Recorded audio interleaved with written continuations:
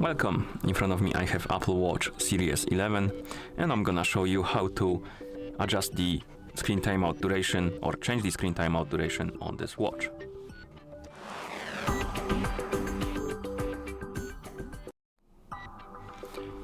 First, we need to wake up the screen on our watch, and you can do it by tapping on it or by pressing the crown button.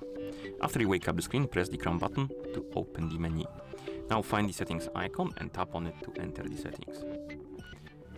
In settings, once you open them, you should see this page, the settings page basically.